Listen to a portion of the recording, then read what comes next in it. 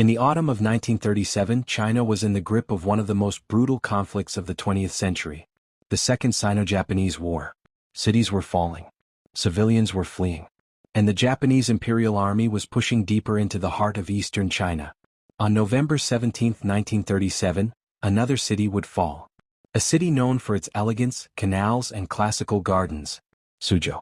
Just weeks earlier, the metropolis of Shanghai, after 3 months of fierce resistance, had been captured by Japanese forces.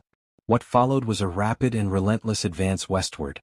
Suzhou, once seen as a quiet cultural capital, now stood directly in the path of an invading army. Suzhou was no ordinary city. For centuries, poets praised its beauty. Scholars traveled its canals. Dynasties preserved its gardens. But in November 1937, the city became a battleground.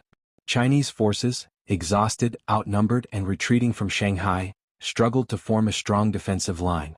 The Japanese army, armed with superior firepower and momentum, pressed forward with overwhelming speed. The battle for Suzhou was swift but devastating. Town after town around the city fell and defensive positions crumbled.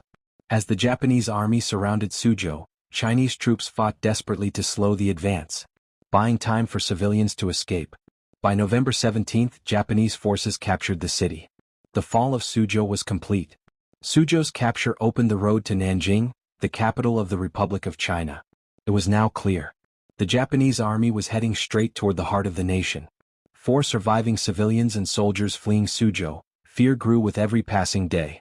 Rumors spread of atrocities committed in other occupied towns. No one knew what awaited Nanjing, but the world would soon learn. Less than a month after the fall of Suzhou, the Japanese army would enter Nanjing, beginning one of the darkest chapters of the war. Suzhou's fall was not just a military defeat. It was a warning. A grim step on a path that was about to lead to unimaginable suffering. Today, Suzhou is once again a city of peace, beauty, and culture.